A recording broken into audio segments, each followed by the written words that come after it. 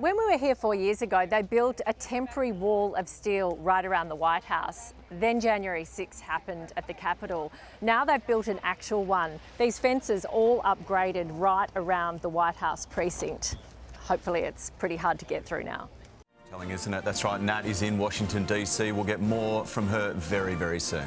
Well, as we reach the 11th hour of the US election, it's safe to say that officials in Canberra will be keeping a very close eye on the count as a huge amount remains at stake back here at home. Yeah, from defence to climate change and even grocery prices, what could the outcome really mean for the everyday Aussie? For more, US political expert Simon Jackman joins us now. Great to have you with us. So Donald Trump is no stranger to tariffs. He says it's his favourite word in the dictionary right now, even above love. He loves it.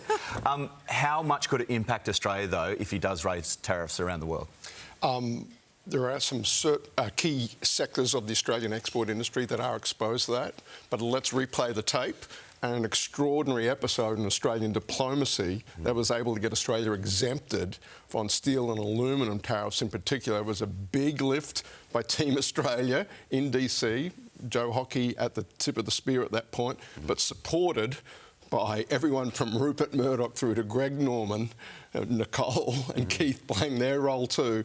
It's going to require all of that sort of diplomacy again to sort of buffer the Australian relationship from some of the volubility that I think we ought to expect should Trump become president. Yeah, OK. What about AUKUS? Because of course, America remains Australia's most important military ally. So what do you see happening with that, if with the Trump presidency, with the Harris presidency? Yeah, look, on balance, I think that one stays on course. It's this kind of arrangement that Donald Trump really likes if he were to become president.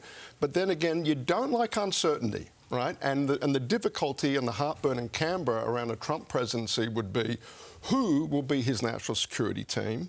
What role will AUKUS have in a big, for any American president, a big international agenda, keeping AUKUS on track and prosecuting the case with officials whose names we don't know yet and getting access to them? That's mission 1, 2 and 3, should there be a change in power. If it stays in Democratic control, that's pretty much BAU, because those characters, I think there'll be a lot of continuity, if not in personnel, then certainly in mindset and understanding of AUKUS that is baked into the American system at the moment. Foreign policy just isn't at the top of Trump's priority list, is it? What does he think of Australia? He will have memories of his first time around with us, where that was a little bit rocky. But keep in mind, he is no friend of Kevin Rudd's, our current ambassador over there. And for a guy where it's all about the personal relationship, it isn't so much about the system, but about who's loyal to him. Yes. Getting in there is going to be really, really challenging. It took a lot of work last time with someone like Joe Hockey leading the effort.